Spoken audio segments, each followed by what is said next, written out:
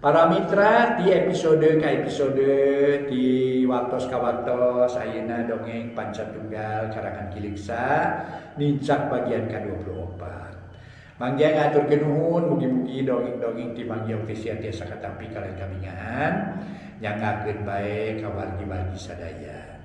Carios nyambung judulna Pancatunggal karangan Kiliksa dina bagian ke-24 para mitra nya 24 episode gitu nya. Itu para mitra sadaya mangga ngaturkeun nuhun oge nu paresna subscribe sareng loncengna. Priogi para mitra subscribe sareng lonceng eta. Subscribe kamu mangga ya para mitra, alhamdulillah ningal jumlah mah 174.000 langkung para mitra insyaallah. Atuh salajengna aya anu teu lonceng ka mitra biasa sok ngawartosan di mangga ofisial ngawartosan ka mitra upami duanana tos di Noel. Oge nu sering Noel lainna atur nuhun ieu para mitra sadaya kondite. Oge salajengna nu sering ngabagikeun ka nu sanesna nu tacan uninga supados supaya nu sanesna uninga ya para mitra ieu aya mangga ofisial cenah ieu. Ieu dongeng-dongeng mangga zaman baheula. Nyalah baheula mah cenah dongeng teh waktu kumaha kitu teh. Kitu para mitra. Mangga atuh ayeuna Pancatunggal urang teraskeun bagian ke-24 wilujeng ngadangukeun.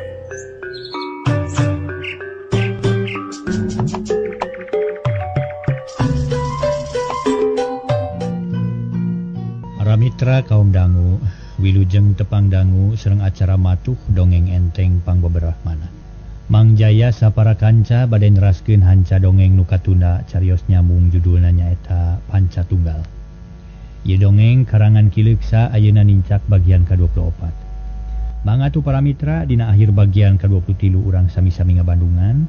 Harita Surajaya aya dina kaayaan senangah-nangah ning. Atuh para wargi pikeun Surajaya ngarasa bungah kumargi nu janten pamajikanana nuju ngandeg. Hartosna anjeunna baris dipaparin hiji kasinugrahaan ku Allah Subhanahu wa taala. Baris dipaparin jimat pikeun nyaeta meungkeut tali asih antara kulawarga. Margi murang kali teh para mitra diatiasa dianggo pameungkeut tali asih antara kulawarga. Mangga tu para wargi sadaya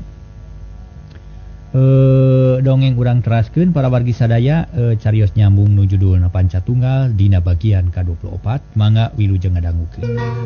Para mitra kaum dangu, harita jep jempe duanana ngumar lamunan nyawang mangsa nu baris datang.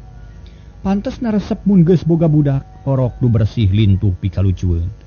Mun awewe geulis mun lalaki kasep matak deungdeleueun. Para mitra sadaya sorana matak dedengieun cinek namah matak sagalanina. Barang keur jongjon paduduaan panto aya nu ngetrokan. Meni curing hak Surajaya lantaran asa digebah tuluy manehna mukakeun panto ari bre si bohek geus ngajanteng ngadagoan. Aya naon bohek ngareureuwas ka kami? Surajaya rada ambak. Tapi si bohek teu malire kanu molotot pok ngajawab darianaker. Mungkin teh janten bedog kan ieu. Abdi teh rumaos parantos ngaganggu ka salira nanging mungkin janten uning gawe ieu. Di ruangan tamu teh nu tos ngantos kiluan nu paling ada usaha salira segitu.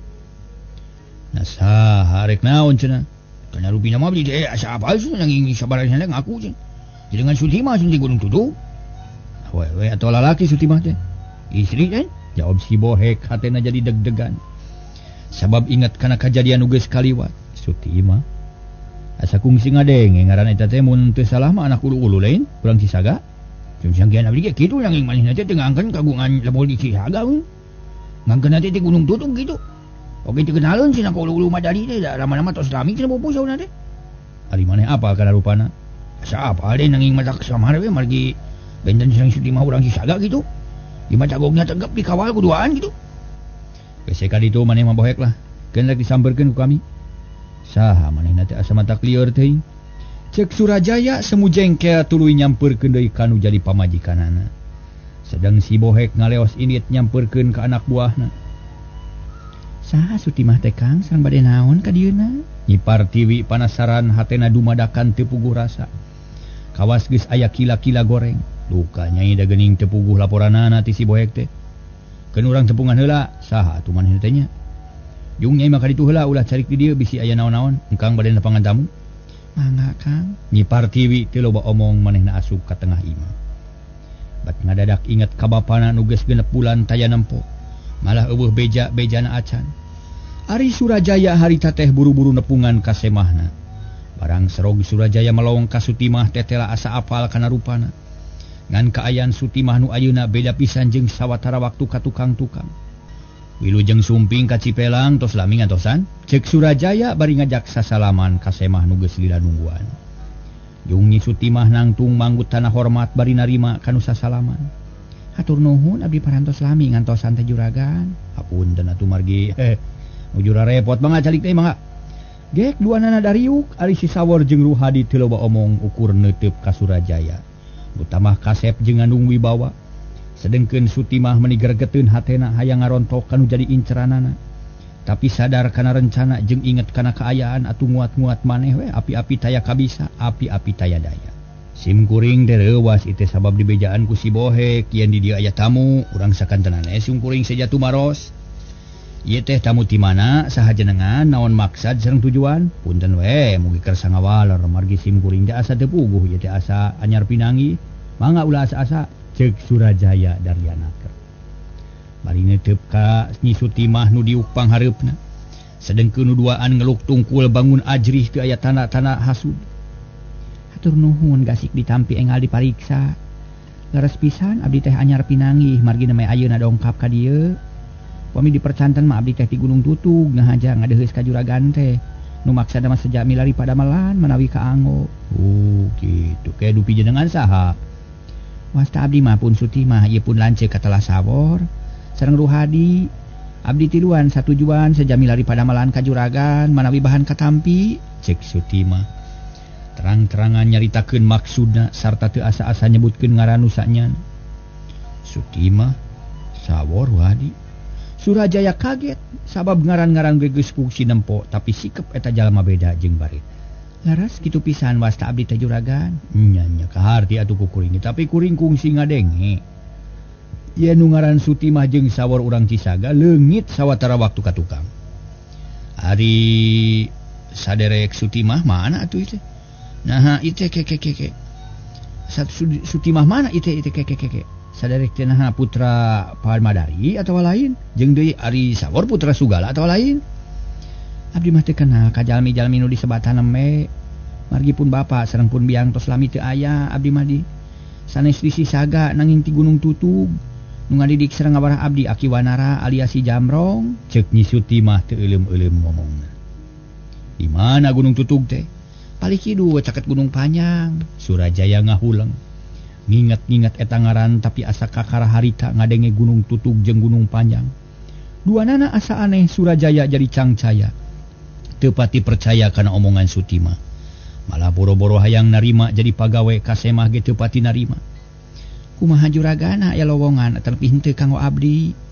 Kana naon we ka anggona sanos janten purah marab entog ge sawios. Kitu deui pun lanceuk duanana kana naon we ka anggona. Margi abdi tiluan leres-leres hoyong keing padamelan sareng teu ngudag-udag gaji anu ageung. Asan tiasa neda enjing sareng sonten we gan. Cek Sutimah satengah maksa hayang ditarima jadi pagawe.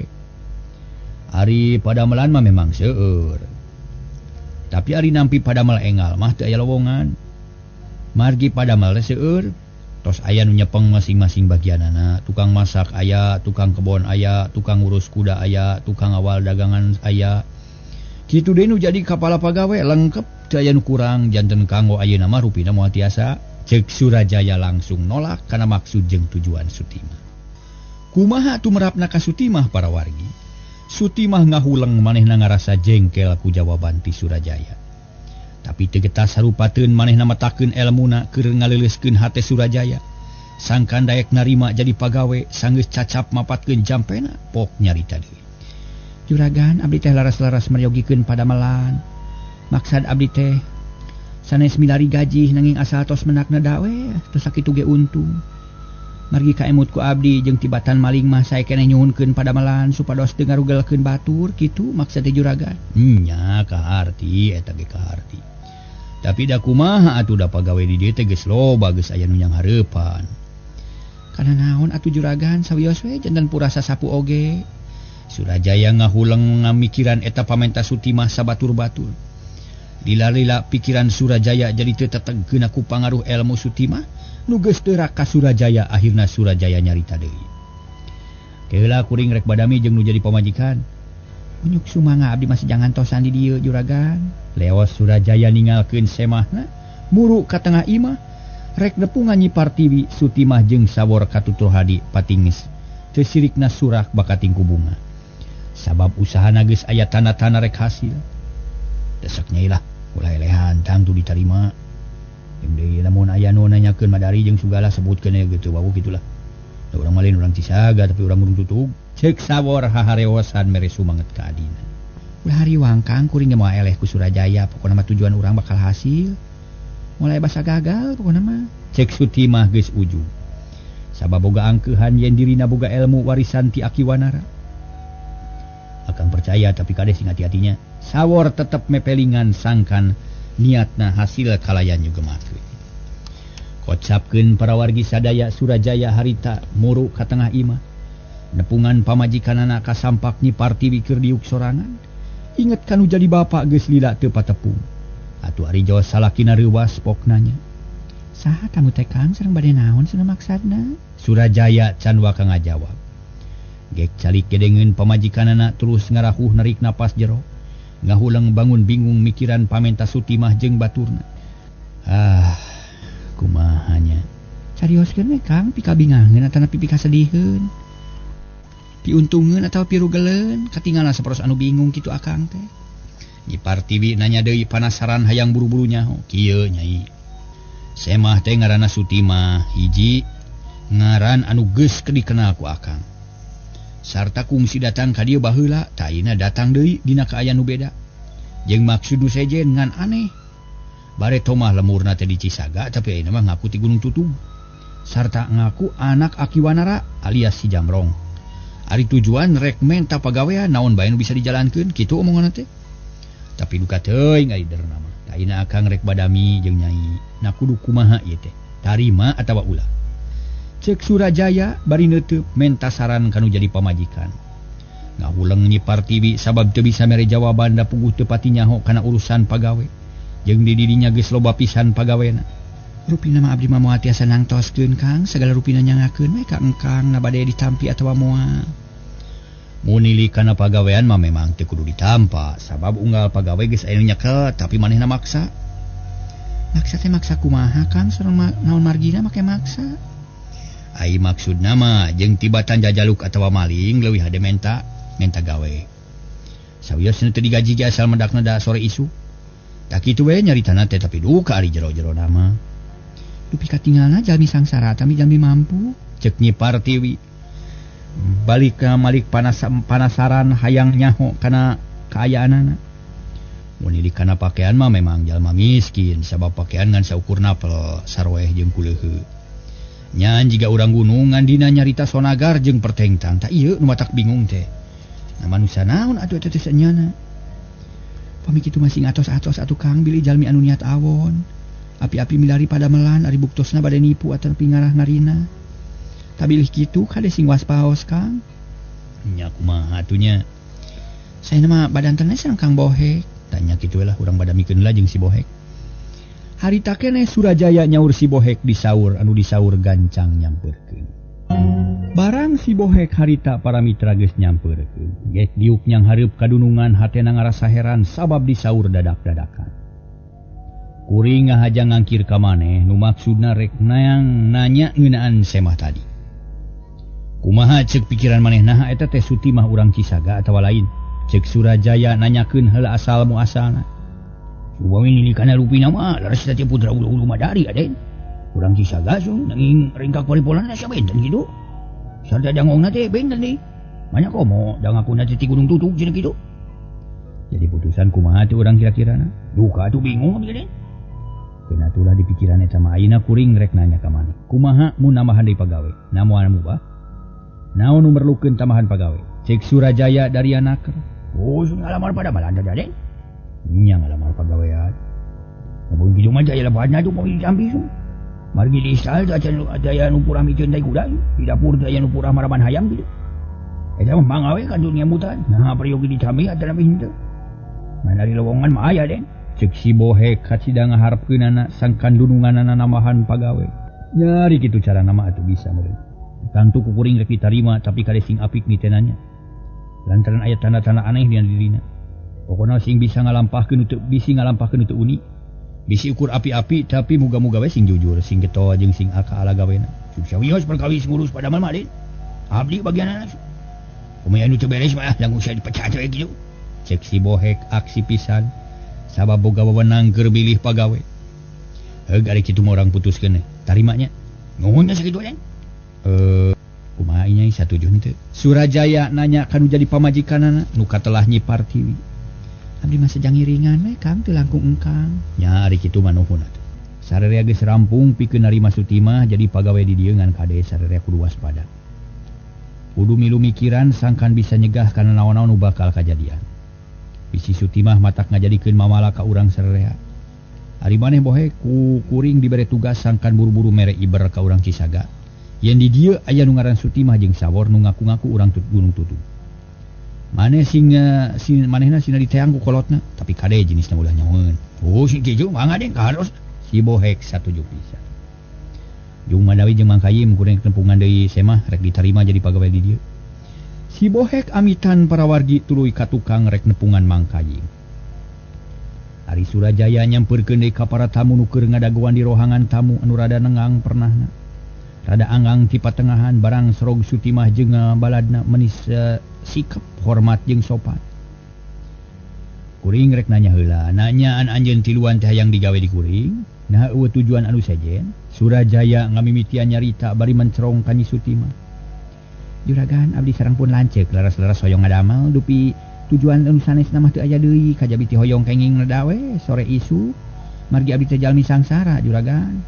Nah bener teh omongan teh. Laras juragan. Kukuring ditarima jadi pagawe. Tapi sakumaha ceuk kasanggupan anjeun yen moal ngarep-ngarep gaji gede asal mangidahar. Tak kukuring rek diijabah, maneh digawekeun tiluanana ngan moal waka digaji. Atuh saja bati kitu pagaweanana kasebut hanap.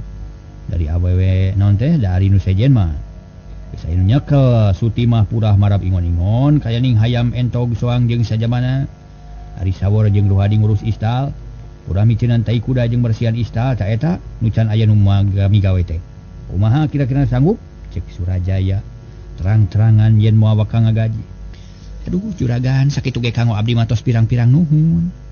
Margi abdi sareng pun lanceuk teh ameni asa ditunggu umur sawios sanaos janten jongos hayam oge. Abdi mah ridho kitu deui kanggo pun lanceuk. Ngurus istal mah teu hina da sami we padamelan. Nuhun juragan abdi nampi kana kawaningan gali juragan. Cek Sutimah bisa pisan ngomongna meuli-meuli hate Surajaya.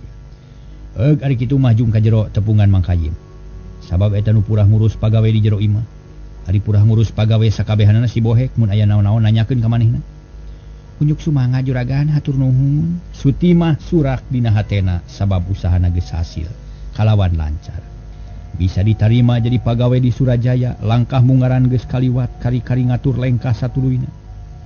Geus kitu mah Sutimah jeung sawor katut Ruhadi pating koloyong ka tukang.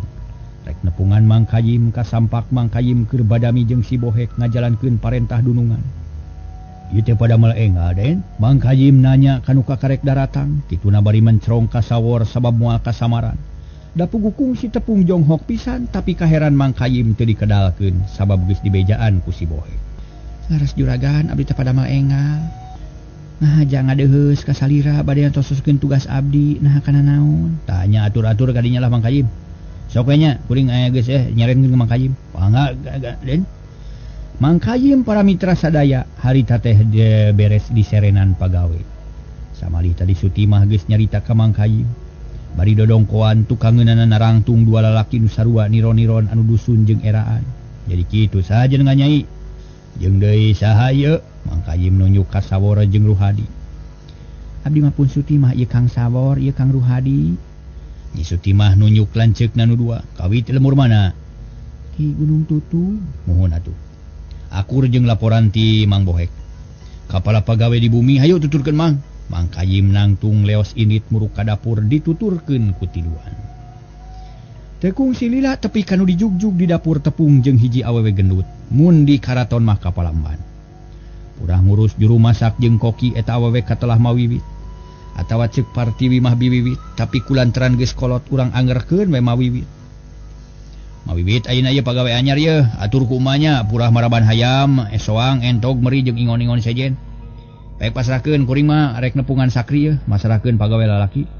Cek Mang Kayim bari nunjuk ka Suti mah nu nangtung di gireunana. Pagawe anyar nya syukur atuh eueuh purah nyeuni huut. Makani hayam teh loba pisan hampir teu kaurus siap ka dieu nyai. Mangga ibu, jawab Suti mah bari ngadeuketan. Sup ka dapur tuluy dibere dahar heula ku mawiwit geus kitu dibere pagawean. Ari Mang Kayim harita teh ngajak sawor kadu jeung Ruhadi muru ka hiji tempat nu deukeut jeung kandang kuda. Kasampak Sakri jeung baturna keur uplek ngobrol di selang ku pating cakakak. Tapi barang jol Mang Kayim jep jempe marlong kanu anyar datang. Ulah caroloh kitu anggur mau bagiakeun ye. Tanaga anyar nu bakal mantuan marane ieu sawor ieu Ruhadi. Ditugaskeun jadi tukang bersihan istal.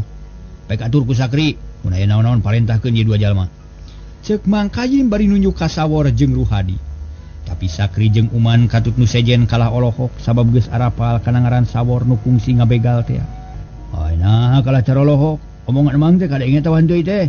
Siga nu tarorek pisan. Mang Kayim jiga nu keheul.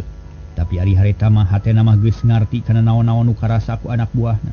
Kek mang ieu teh salah kitu, ceuk Sakri wani anaker. Nah salah kumaha kitu? Mun teh salah mah kuring teh kungsi ngadenge kana ngaran sawor. Sabab kungsi ngabegal kadunungan urang tapi nah make ditarima jadi pagawe. Teu salah kitu, ceuk Sakri terang-terangan. Manehna ge can sidik pisan ari kana rupa malantaran basa tarung jeung sawor make tergos jeung deui peuting. Tapi kana ngaran mah geus apal da mineng diobrolkeun jeung babaturanana. Lain kiri ieu mah sawor deui, beda jeung sawor nu ngabegal ka urang. Ieu mah asalna ti Gunung Tutug lain ti Cisaga, ceuk Mang Kayim dari anaker. Siga nu nya ngarasa yakin padahal mah hatena ge pinuh ku tanda tanya. Nanya euy maneh teh urang Gunung Tutug? Sakri molotot ka sawor nu ditanya ngajawab sora alon semu era. Leres Kang abdi mah ti Gunung Tutug. Tutug naon? Tutug oncom, tutug jengkol. Tutug gunung sun Gunung Tutug. Tema sawor hatena ngentab panas. Tapi ditahan sabisa-bisa sabab keur diajar nyamar. Tutug uyah merenya. Ngeunah mun sanguna hangeut balah. Nya kale dewek mah teu beuki tutug lah. Sakri teu kabat nyaritana kapegat ku omongan Mang Kayim. Geus kri ayeuna mah geura silih kenalkeun harinya. Tuluy bere pagawean ari mangrek nempungan si Bohek. Yoga tuh Mang, si we teh ka si Bohek malah ka dior. Sakri ngagupayan semunu ngahina jeung teu pati panuju.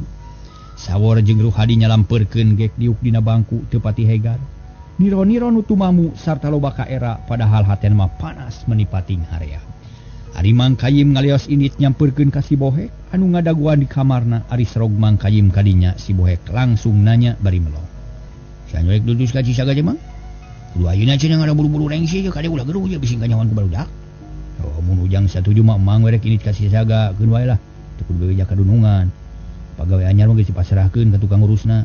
Nu awewe ka mabibit nu lalaki ka si Sakri. Atuh nyaho jitu ge lebih kade sing ngajadi Mang. Tang tua-tua hati-hati mah pek atuh ayeuna intina nya. Berangan kadenya kudu kabawain ayeuna. Satuluyna para mitra sadaya. Harita Mang Kayim miang kop kana topi leos init ka istal rek milih kuda. Geus kitu mah beretak para mitra sadaya kuda dilumpatkeun ngajugjug ka lembur Cisaga. Maksudna para mitra rek nepungan ulu-ulu madani.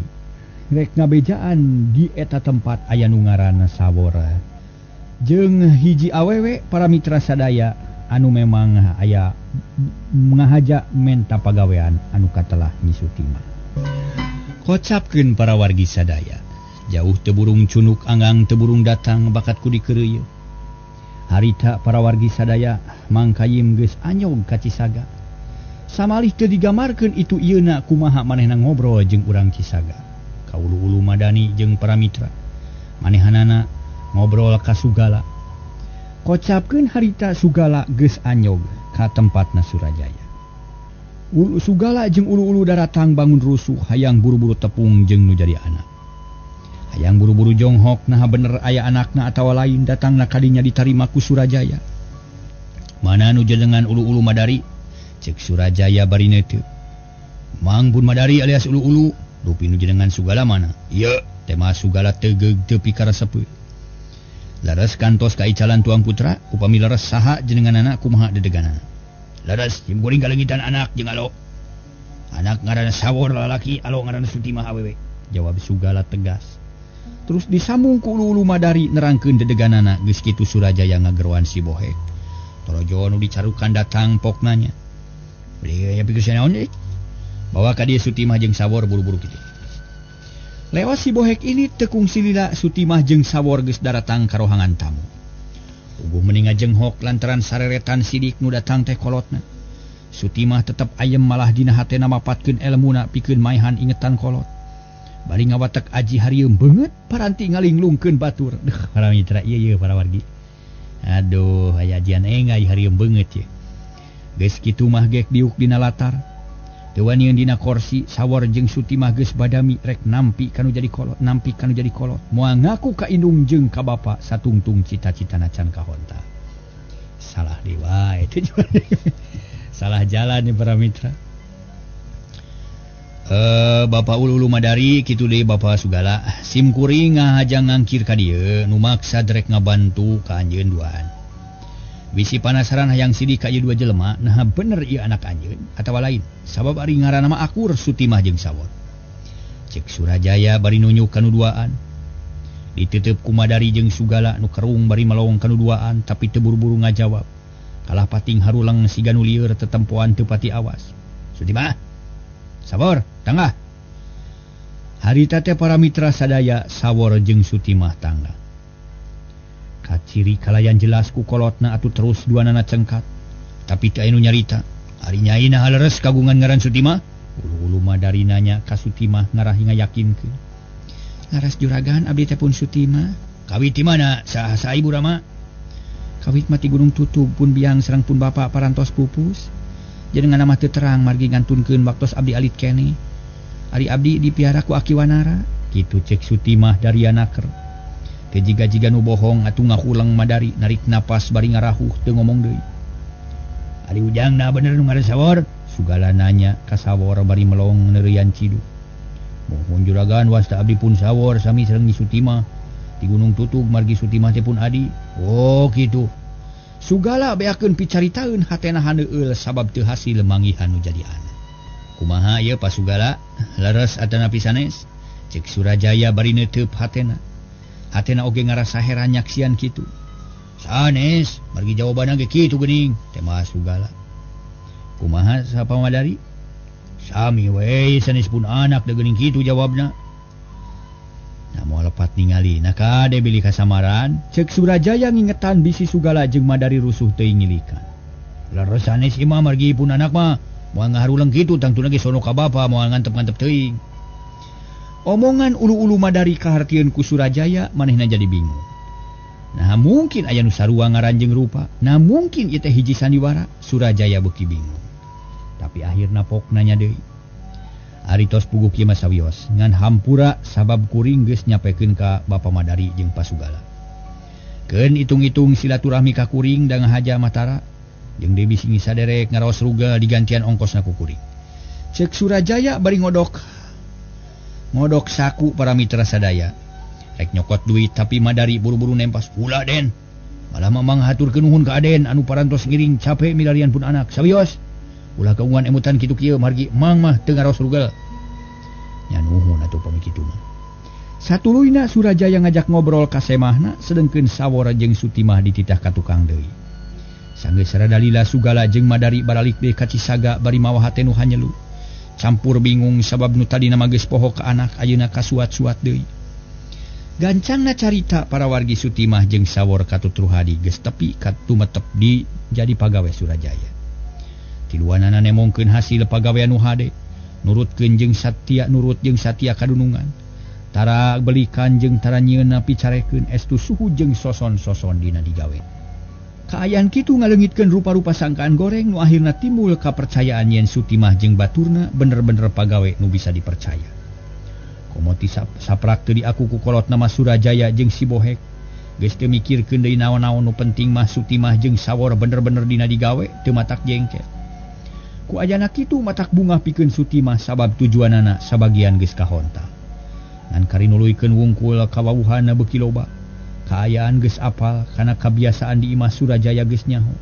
Dina hiji mangsa Sutimah jeung Sawor ngobrol paduduaan. Di tukangeun istal nu sejen eueuh nu wani ngaganggu sabab sarerea nyaho Sutimah jeung Sawor adi lanceuk. Nyai, kumaha rencana urang saduluynana rek tetep poe kieu jadi tukang marab hayam jeung ngurus istal. Kang bosen hayang robah atuh hayang aya unakna. Ceuk Sawor tuluy luak lieu sieun aya nu ngadengekeun. Sabar heula Kang, da kuring ge sarua hayang buru-buru beres. Tapi mun kita sarupateun bisi gagal lantaran di dieu loba pisan jelema. Surajaya bener-bener beunghar, pagaweana nepi ka rayap siga di karaton. Imahna sigrong parabot aralus jeung maraha. Kuring beuki kabita hayang buru-buru laksana jadi pamajikan Surajaya. Tapi Kang itelin pagawean gampang merlukeun kasabaran jeung katalitian. Kang ge ngarti tapi kumaha satuluyna ieu narek kitu wae kieu. Kieu wae.